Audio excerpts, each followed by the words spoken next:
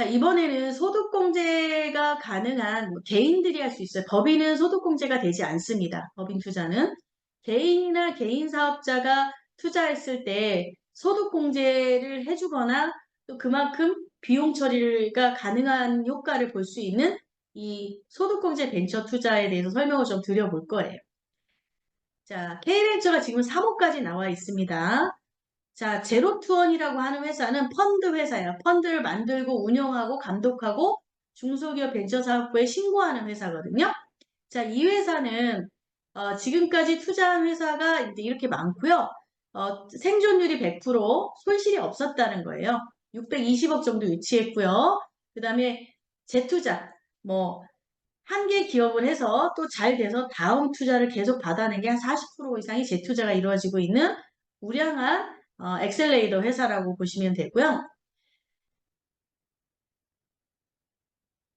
개인 투자 조합에 대한 얘기를 잠깐 드려보면 개인 투자 조합이란 유망한 벤처 기업에게는 개인 투자 조합을 통해서 자금을 조달을 돕고 투자자에게는 소득공제 혜택을 제공해서 서로 간에 이익이 될 수 있게 하는 중소기업 벤처사업부의 이 관할 제도예요. 관할 제도. 조세특례법에 의해서 3천만 원까지는 100% 소득공제를 해주고요. 3천만 원 초과분부터 5천만 원까지 2천이죠. 이거는 70% 소득공제를 해주고요. 5천만 원을 초과하는 것에서는 30% 소득공제를 해주게 이렇게 법으로 지정이 되어 있습니다. 3년 이내 중도해지 시에 해지 페널티를 내는데요. 기타 소득세를 물게 되겠죠. 원금, 뭐 해지금이 아니고요. 이제 내가 받게 되는 금액에 대해서 묻게 되니까 사실은 상당한 손실이 일어날 수밖에 없겠죠. 결국 해지가 안 된다 이렇게 생각하시면 될 것 같아요. 자, 출자 금액이 1억 이상 돼야 되고요. 모집액이 100만 원짜리 몇 개 모으든 1억짜리가 하나 들어오든 1000만 원짜리 10개 들어오든 1억 이상이 돼야 신고가 가능합니다. 여러 개 모아서 1년에 한 번 하죠. 항구자가 100만 원 이상 돼야 돼요. 그러면 막말로 100만 원, 100만 원, 100만 원, 100만 원 5개월 할 수도 있겠죠. 적립형으로도 풀 수 있다는 얘기입니다. 한 번 들어올 때 100만 원씩 들어와야 된다는 기준점이 있는 거예요. 자, 이런 건 됐고요. 출자 지분이 총액의 5% 이상. 이건 뭐냐면 엑셀레이터 GP라고 하거든요. 이 엑셀레이터도 자기 돈 5%를 내야지 이 벤처가 출발이 되는 거예요. 그러니까 자기도 투자하지 않으면 이 벤처 안 해주겠다 이 얘기죠. 5년이 만기인데 3년만 지나도 해지 페널티가 없기 때문에 대부분 3년의 만기를 청산합니다. 자, 그래서 벤처 기업이어야 되고요. 창업한 중소기업 3년 미만 기업이어야 되고요. 연 3천만 원 이상인 창업 초기 매출이 초기 기업이어야 되고 3천만 원 이상이 돼야 되겠죠. 근데 기술신용보증 회사가 평가한 기술 등급이 뭐 어쩌고 의미가 없을 것 같아요. 어쨌든 3년 미만의 창업 중소기업이 해당이 된다라고 보시면 될 것 같아요. 자, 정말 많은 이제 굉장히 많은 이제 업체들이 이렇게 많이 하고 있습니다. 매년 25%씩 신규 가입자가 증가하고 있다고 보시면 되고요. 연간 5조의 투자 자금이 모이고 있습니다. 여러분. 뭐 다 있는 내용 읽어보시면 되고요. 앞에서 한 얘기고요. 자, 조합을 오픈을 하면 조합을 마감할 때까지 돈을 얼마를 모아야 됩니까? 1억을 모아야 됩니다. 자, 그래서 이걸 가지고 엑셀레이터가 벤처 중소기업에 신고를 합니다. 신고를 해서 승인이 나면 투자회사에 입금을 해줍니다. 그래서 조합 마감해서 입금하는 것까지 거의 한 달 보름? 일이 길게 걸려요. 왜냐하면 벤처사업부에 신고해야죠. 국세청에 신고해야죠. 승인받아 입금해야죠. 이런 것들이 있어요. 그리고 나서 조합 오픈일이 아니라 이 조합 승인해서 승인이 난 날로부터 3년이에요. 이 앞에는 이자를 줍니까? 이자 안 줍니다. 그럼 조합 승인일로부터 얼마를 주냐? 1년에 5%를 줘요. 조합 중소기업 벤처기업부에 신고해서 승인이 났잖아요. 이 승인이 난 날로부터 3년, 이 날로부터 5% 이자를 제공한다. 가입 후 3년 원금 회수 종료를 하는데요. 만기가 됐다 하더라도 바로 지급하는 게 아니라 한 달에서 두 달. 중소기업 벤처 우리 승인 날 때랑 똑같이 중소기업 벤처 사업부에 이제 만기가 돼서 이제 회수를 합니다. 신고하고 그 다음에 이제 해산합니다. 신고를 하고 돈을 고객한테 지급하기 때문에 얘 역시도 뒤로도 한 달 보름, 앞으로도 한 달 보름 이렇게 시간이 걸리는 상품입니다. 왜냐하면 소득공제를 해줄 만큼 투명한 상품이기 때문에 그래요. 개인 투자조합에 대한 일정은 이렇습니다. 일단 조합 결성 계획을 저희가 이제 먼저 짜겠죠. 조합 결성을 여기다 신고 얘기를 해요. 우리 이런 거 짤래요. 이렇게 신고를 하잖아요. 그럼 얘네가 그래 내용 괜찮네 짜봐 승인을 해줘요. 그러면 이제 고객들한테 출자를 받기 시작을 합니다. 출자를 고객들한테 받고 이 출자금 이 돈을 이 벤처 기업에 이제 이렇게 투자를 해줘요.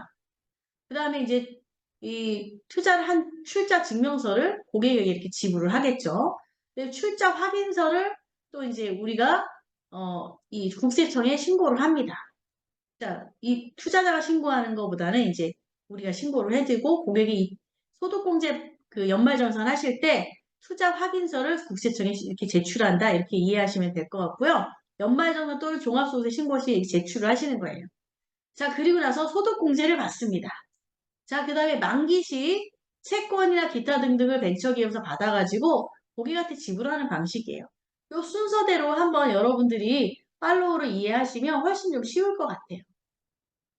자, K벤처는 이렇게 고유 번호증이 나와요. 펀드 번호라고 하고 사업자 번호라고 하는데요. 여러분 펀드에 이렇게 고유 번호가 다 있어요. 증권사 펀드든 어느 펀드든 이 펀드가 펀드 고유 번호, 즉 사업자 번호처럼 하나하나가 이제 되고요. 사업자 번호가 이렇게 똑같이 나옵니다.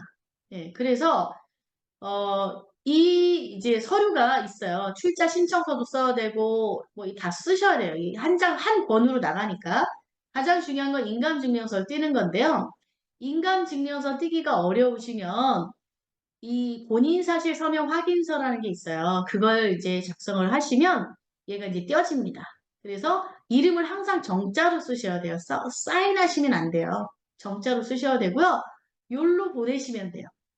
또 저희 쪽에 갖고 오시면 저희가 일괄로 보냅니다.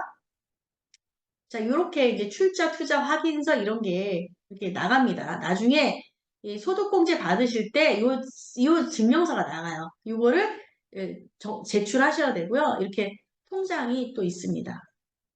자, 그래서 얘는 뭐냐면 여러분들한테도 엑셀표 드렸는데요. 여기는 이제 자기의 과세표준 구간이에요. 이렇게. 그 다음에 여기는 출자 금액이에요. 예를 들어서 과세표준 구간이 1억 5천에서 3억 이하인 사람이 5천만 원을 투자하게 되면 4,400만 원을 공제받거든요. 그러면 1,839만 원을 환급을 받는다 이런 뜻으로 이해하시면 됩니다. 이 표는 미리 드렸으니까 참고해서 상담을 하시면 되고 3년 후 투자금 회수 시 연평균 수익률은 약 연 11.7% 정도 수익이 된다. 소득이 높을수록 소득공제 효과는 더 확실합니다. 소득이 낮을수록 소득공제 효과는 좀 줄어들죠. 그래서 소득이 낮은 사람은 연금저축이나 이런 게 더 유리할 수 있고요. 소득이 이 4천, 5천 이렇게 높다라고 하면 소득공제 이런 벤처펀드가 훨씬 유리하게 될 수 있고요. 자, 소득공제와 세액공제가 다른 건 아시죠? 네, 소득공제 많이 받으려고 신용카드 많이 쓸 수는 없잖아요. 그래서 이런 저축 상품을 통해서 신용카드 쓴 것보다 훨씬 높은 수익률을 가져갈 수 있는 겁니다.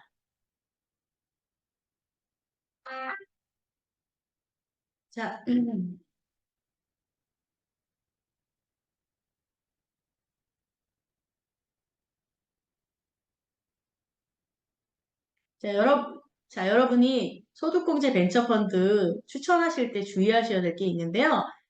개인의 최저 한계 세율이라는 게 있어요. 이게 뭐냐면, 자기 소득의 50%를 가지고 우리가 이제 공제를 해주거든요.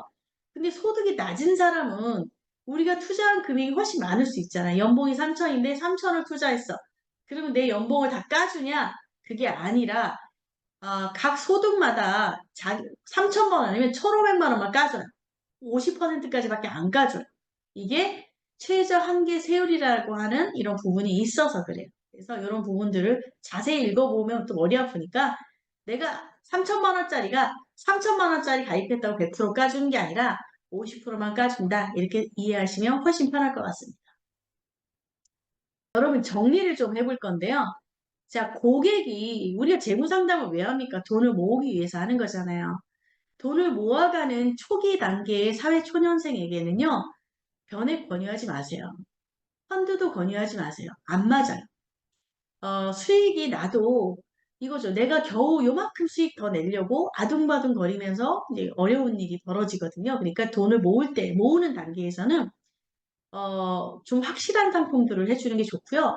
자, 은행 적금도 좋지만 KB증권의 발행어음, 달러형 발행어음 적립형을 추천해 줬으면 좋겠어요. 연 5%를 주거든요. 자, 그 다음에 우리 대부업채권 고정문의부사채 적립형 3년 만기에서 목돈 모을 수 있게 해주세요. 이렇게 목돈을 모으고 나면 그때부터 본격적으로 투자를 할 수가 있는 거거든요. 자, 목돈 운영을 원하신다. 고객이 500원 이상의 목돈이 있다. 3년 이상 운영할 거다라고 하면 자, 발행어음 달러형 5%도 좋고요. 담보부 금전대차 부동산 담보로 11% 이자 주는 것도 좋고요. 자, ETF 이제 미국의 아까 제가 QQQ 말씀드렸잖아요. 그쵸? 미국 QQQ로 운영하는 것도 좋고요. 배당이 좋은 배당도 좋고요. 그죠? 코스닥에 투자하는 거면 뭐 아까 말한 부도 괜찮죠. 그죠?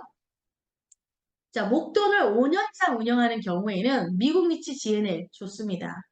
그 다음에 금고 대여 리츠 우리 아트볼트 있잖아요. 5년 이상 운영할 때는 7% 이자를 변동 없이 배당을 받을 수가 있고요. 자, 우리 미국 리츠는 환율이나 주가에 따라 변동이 있죠. 근데 금고 대여 리츠는 변동이 없어요. 그리고 나중에 잔여 기간에 대한 프리미엄도 받아갈 수 있고 세금도 심지어 3.3이에요. 그러면 9% 받아서 15.4를 떼나 7% 받아서 3.3을 떼나 똑같죠. 더군다나 얘 9%는 세금을 배당소득세를 내니까 금융종합소득세 과세 대상이 될 수 있으니 자칫 잘못해서 목돈이 커지기라도 한다면 적절하지 않을 수 있어요. 자, 차라리 종합소득세가 낫죠. 그죠? 임대소득으로. 자, 인도 ETF. 얘는 확정 수익은 없지만 5년 이상 묻었을 때 연평균 10에서 20% 수익을 낼 수 있는 좋은 상품입니다. 왜냐하면 국가 성장이 우상향하고 있기 때문에 인도라고 하는 국가에 투자하는 거라고 말씀드렸죠. 자, 목돈 운영, 미국 리치 9%, 또 금고 대여 리치 예, 좋다고 말씀드렸어요. 자, 절세, 법인 및 사업자는 미술품 렌탈, 개인 및 개인 사업자는 소득공제 벤처펀드 이렇게 여러분들의 뇌구조를 심플하게 해야지 상담하면서 착착착 넣어서 포트폴리오를 쫙 하고 내놓을 수가 있어요. 자, 저는 여러분 최소한 이 목돈 만들기 이 초회 상담하실 때 저 같으면 CMA 바로 만들어주고 올 것 같아요. 모바일로 해서. 젊다고 모바일을 잘하지 않습니다. 그러면 그 자리에서 바로바로 전문가답게 CMA 착착착 만들어주면 그게 더 전문가 같아요. 밤 12시부터 1시 사이에 안 만들어져요. 왜냐면 이제 이 전산 돌아가는 시간 때문에. 그렇지만 나머지 시간은 다 만들어질 수 있는 금융상품이다라고 봅니다. 자, 여러분 여기까지 오늘 말씀을 드리고 얘기가 좀 길어요. 여러분께서 이제 한 번쯤은 좀 오며 가며 들으셨으면 좋겠습니다. 자, 이상 마치도록 하겠습니다.